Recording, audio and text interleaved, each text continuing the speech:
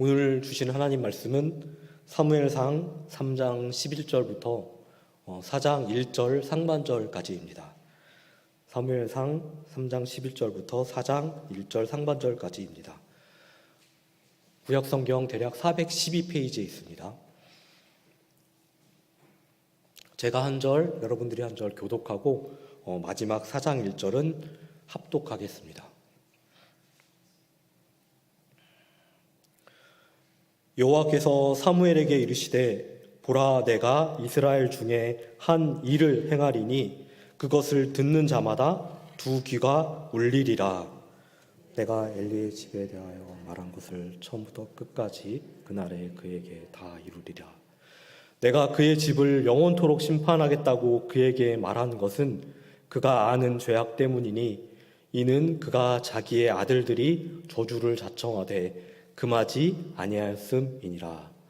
그러므로 내가 엘리의 집에 대하여 맹세하기를 엘리 집의 죄악은 제물로나 예물로나 영원히 속죄함을 받지 못하리라 하였노라 하셨더라. 사무엘이 아침까지 누웠다가 여호와의 집의 문을 열었으나 그 이상을 엘리에게 알게 하기를 두려워하더니 엘리가 사무엘을 불러 이르되 내 아들 사무엘아 하니 그가 대답하되 내가 여기 있나이다 하니 그가 이르되 내게 무엇을 말씀하셨느냐 청하노니 내게 숨기지 말라. 내게 말씀하신 모든 것을 하나라도 숨기면 하나님이 내게 벌을 내리시고 또 내리시기를 원하노라 하는지라.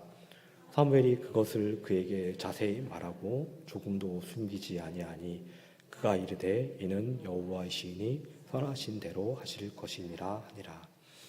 사무엘이 자라매 여호와께서 그와 함께 계셔서 그의 말이 하나도 땅에 떨어지지 않게 하시니 단에서부터 브엘세바까지의 온 이스라엘이 사무엘은 여호와의 선지자로 세우심을 입은 줄을 알았더라. 여호와께서 실로에서 다시 나타나시되 여호와께서 실로에서 여호와의 말씀으로 사무엘에게 자기를 나타내시니라. 함께 읽겠습니다. 사무엘의 말이 온 이스라엘에 전파되니라. 아멘. 제가 감기에 걸려서 목소리가 조금 잘 안 나오는 부분이 있는데 양해 부탁드립니다. 우리는 지난주에 하나님께서 말씀이 희귀한 시대 사무엘을 하나님의 말씀을 전하는 선지자로 부르시는 장면을 함께 보았습니다. 그 시기는 하나님의 말씀이 희귀하고 이상, 곧 계시가 잘 보이지 않아서 하나님의 말씀을 따라 사는 백성들이 적은 시기였습니다. 그럴 때 하나님께서는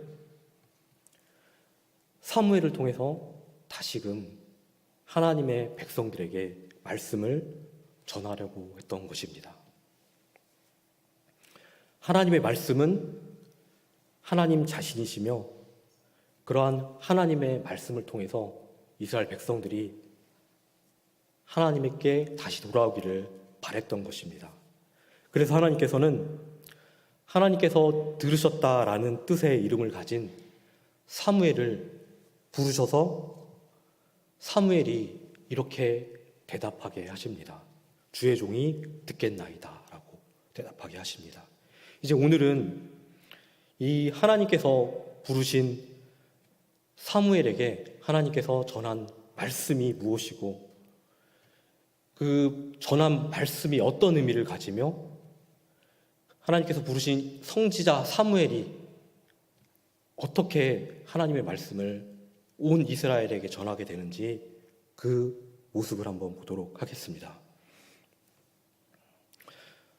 하나님께서는 그의 선지자인 사무엘을 부르셔서 처음으로 전하신 하나님의 말씀이 바로 엘리 가문에 대한 심판의 말씀이었습니다. 하나님께서는 이렇게 말씀하셨습니다. 13절입니다. 내가 그의 집을 영원토록 심판하겠다고 그에게 말하는 것은 그가 아는 죄악 때문이니 이는 그가 자기의 아들들이 저주를 자청하되 금하지 아니하였음이니라.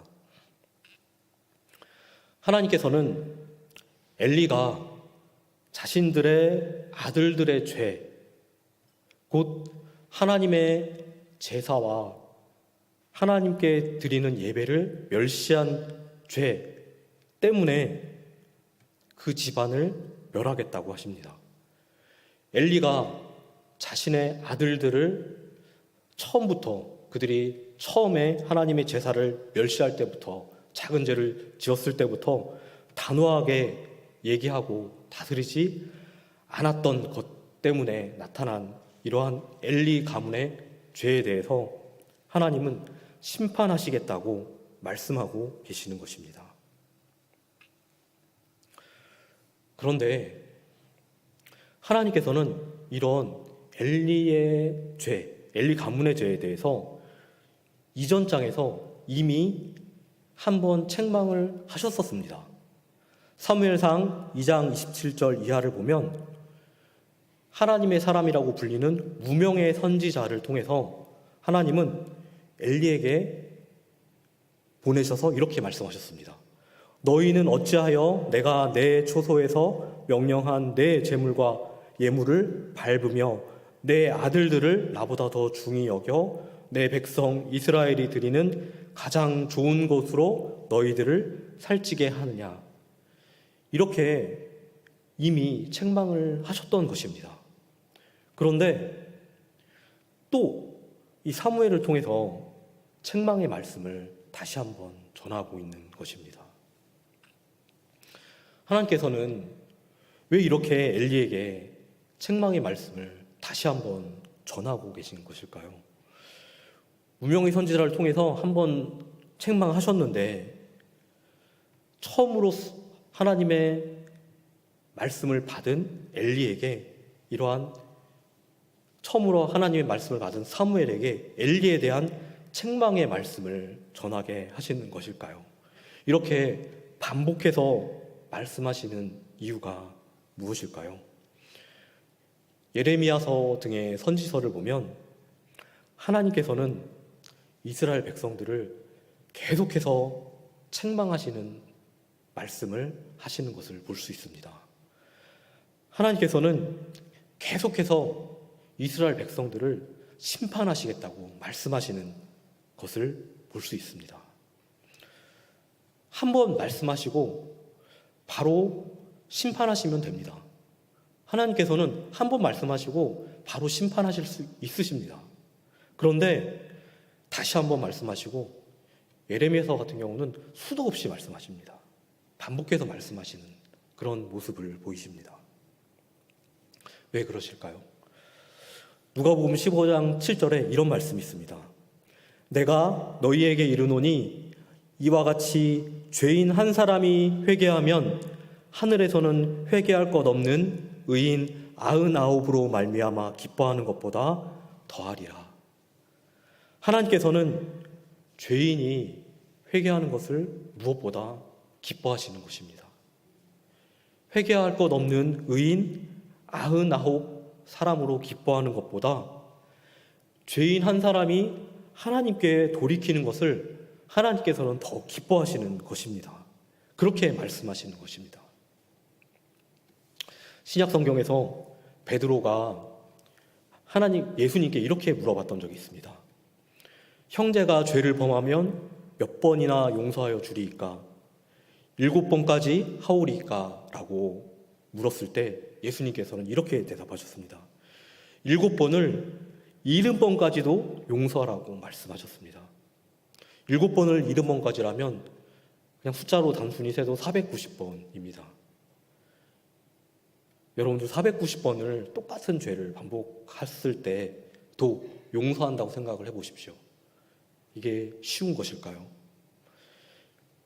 이처럼 하나님께서는 죄를 지었을 때 회개하고 용서를 구하면 용서해 주시라고 하시고 하나님께로 돌아오는 것을 기뻐하시는 분입니다. 하나님께서는 성령을 회방하는 죄 외에는 다 용서하시는 분이십니다.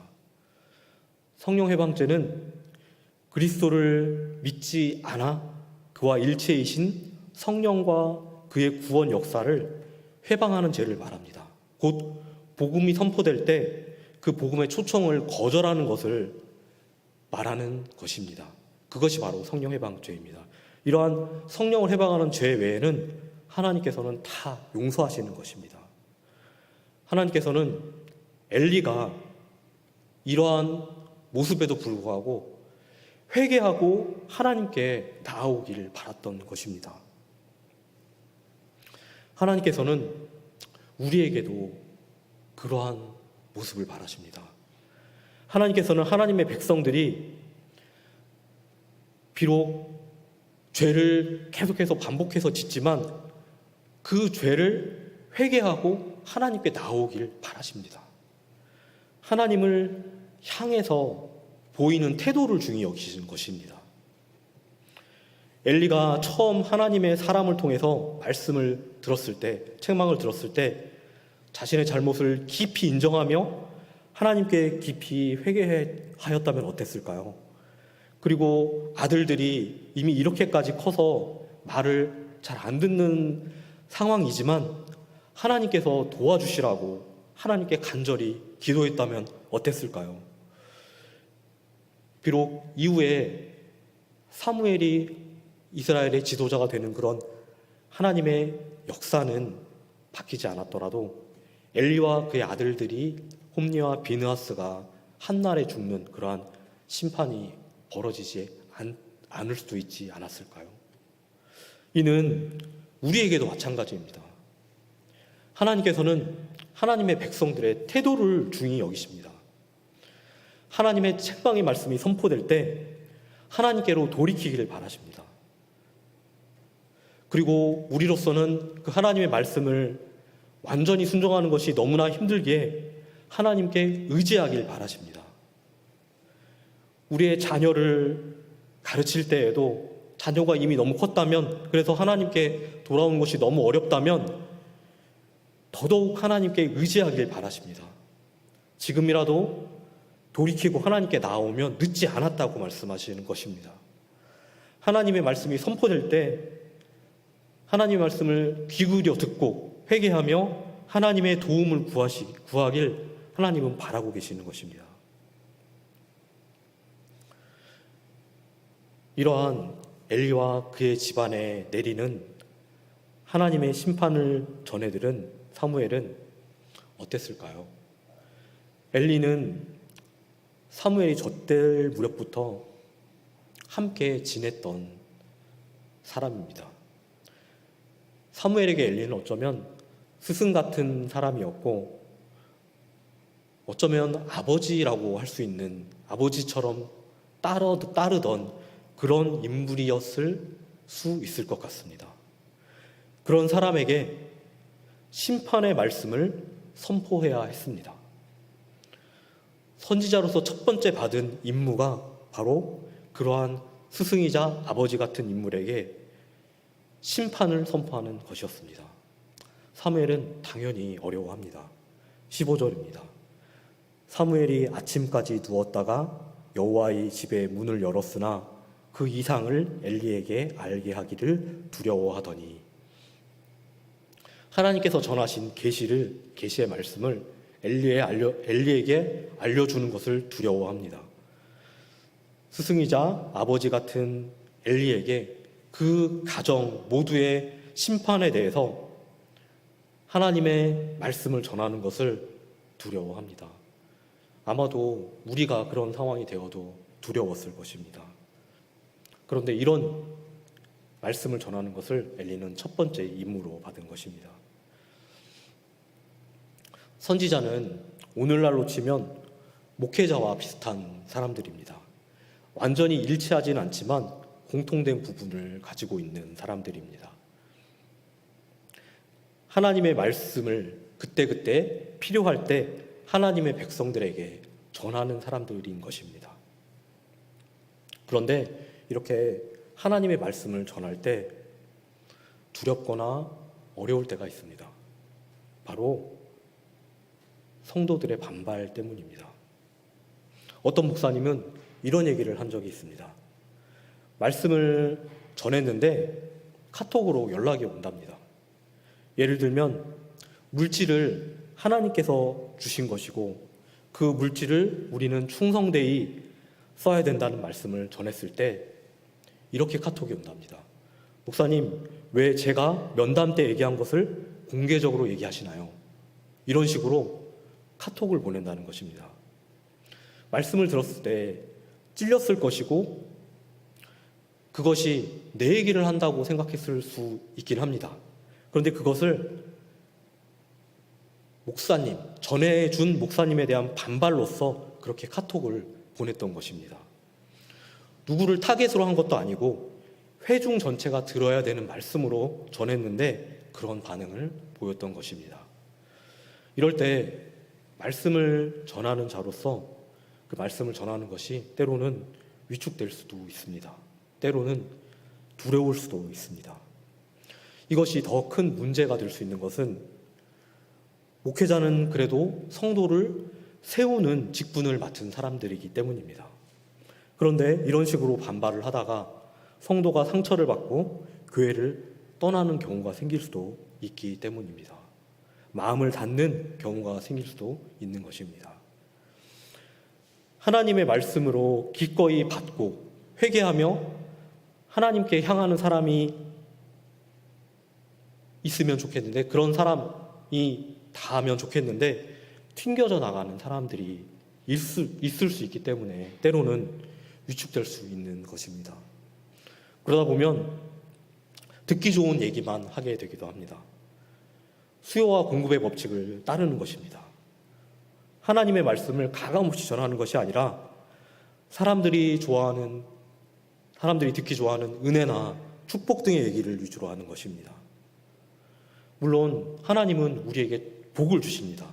그런데 하나님께서 우리에게 주시는 복은 죄를 회개하고 하나님께 더 가까이 닿을 때 하나님을 더 알고 하나님을 누리는 그런 진정한 복을 주시는 것입니다.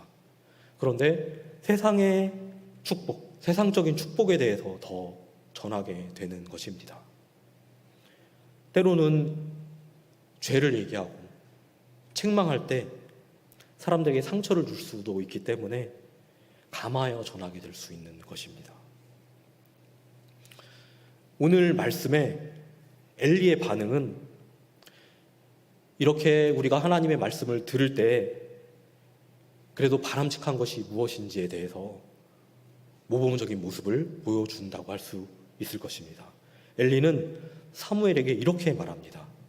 내게 무엇을 말씀하셨느냐? 청하노니 내게 숨기지 말라.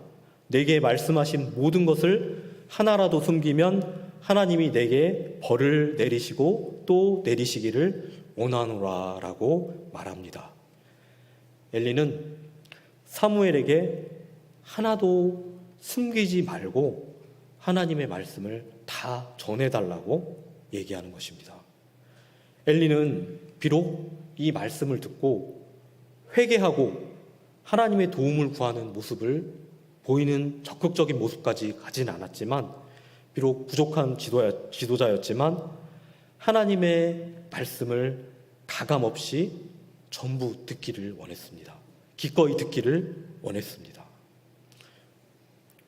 여러분, 우리는 말씀 사역자들이 이런 문제로 인해서 책망의 말씀을 전하는 문제로 인해서 그 전할 말을 가감하게 해서는 안 됩니다. 오히려 하나님의 말씀을 가감없이 선포할 수 있도록 도와야 합니다. 그러기 위해 선포되는 하나님의 말씀을 통해 찔림이 있다면 반발하여 카톡을 보내거나 반발하는 모습을 보이는 것이 아니라 회개해야 합니다. 하나님의 말씀에 반발하게 하는 것은 성령 하나님의 역사가 아닙니다. 그리고 우리는 하나님의 도우심을 구해야 합니다. 계속해서 안 되는 우리를 하나님께서 도와주시라고 기도해야 합니다. 그러한 태도를 가져야 합니다. 하나님께서는 그러한 태도를 가지는 우리를 기뻐하시고 우리가 계속해서 쓰러지고 넘어지더라도 하나님 하나님의 말씀이 선포될 때 반응하여 회개하며 하나님께 도움을 구하길 바라십니다. 그러다 보면 우리는 어느새 조금 더 죄에서 멀어지고 하나님께 더 가까이 다가갈 수 있는 것입니다. 이제 하나님께서 사무엘과 함께 계셔서 사무엘의 지혜와 총명은 더더욱 자라갑니다. 그리고 단에서 브엘세바까지, 곧 이스라엘의 남쪽에서 북쪽 끝까지 온 이스라엘에 사무엘이 하나님의 선지자로 세우심을 입은 줄 알게 됩니다. 온 이스라엘의 백성들이 사무엘이 하나님의 선지자로 세우심을 입은 줄 알게 되었다고 하는데요. 우리는 이 말씀을 그냥 지나치지 말고 한번 생각해 보았으면 좋겠습니다. 우리가 그 당시에 이스라엘 백성이었다고 한번 생각을 해 보십시오. 어떤 젊은 레위인이 나와서 하나님의 말씀이라고 하나님의 말씀을 전하고 있다고 한번 생각해 보십시오. 특히 이전에 하나님의 말씀을 전하는 선지자들을 거의 본 적이 없는 그런 상황일 때 어떠한 젊은 레위인이 나와서 하나님의 말씀이라고 전하는 것을 들었다고 한번 생각을 해보십시오. 그 레위인이 하나님의 선지자인 줄 어떻게 알 수 있을까요? 그 온 이스라엘 백성들이 이 사무엘이 하나님의 선지자라는 것을 어떻게 알 수 있었을까요? 사무엘이 말씀을 전할 때 뭐 특별한 현상이 일어났을까요? 아니면 쓰러뜨리는 이적이 일어났을까요? 아닙니다. 하나님께서는 이렇게 말씀하십니다. 19절입니다. 사무엘이 자라매 여호와께서 그와 함께 계시니 그의 말이 하나도 땅에 떨어지지 않게 하시니. 하나님께서 함께 계셨고 그의 말이 하나도 땅에 떨어지지 않게 하셨기 때문이라고 말씀하십니다. 사무엘의 말이 하나도 땅에 떨어지지 않았다는 것은 하나님께서 사무엘에게 전해주신 계시대로 모든 것이 이루어졌다는 것도 있을 것입니다. 그러나 사무엘의 말에는 분명 당시 이스라엘 백성들에 대한 책망의 말씀도 있었을 것입니다. 사무엘이 전한 책망의 말씀들도 이스라엘 백성들은 기꺼이 듣고 반응했던 것입니다. 어떻게 이것이 가능했을까요? 바로 하나님께서 함께 계셔서 사무엘이 하나님의 말씀을 가감없이 그대로 전했다는 것이겠고, 무엇보다 하나님께서 사무엘의 말씀을 통해 역사하셨을 것입니다. 사무엘이 전한 하나님의 말씀은 이스라엘 백성들의 마음을 성령 하나님의 역사를 통해서 찔렀을 것입니다. 성령 하나님께서 그 마음에 역사하셔서 죄를 깨닫게 하셨을 것입니다. 그것을 들은 이스라엘 백성들은 회개하였을 것이고 하나님께 더 향하고자 하였을 것입니다. 그러면서 하나님의 은혜를 더 덧입었을 것입니다.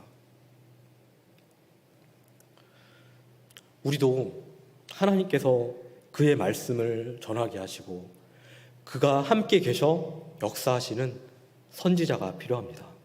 그러한 말씀 사역자가 필요합니다.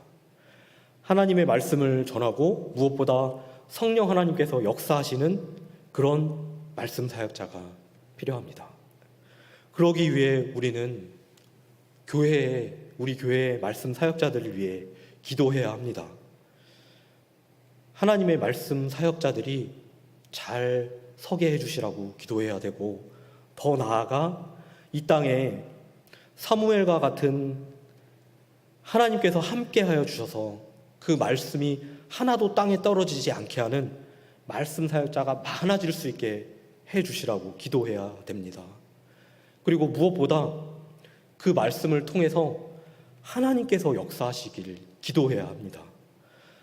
성령 하나님께서 우리 각자에게 말씀으로 역사해 주시라고 기도해야 합니다.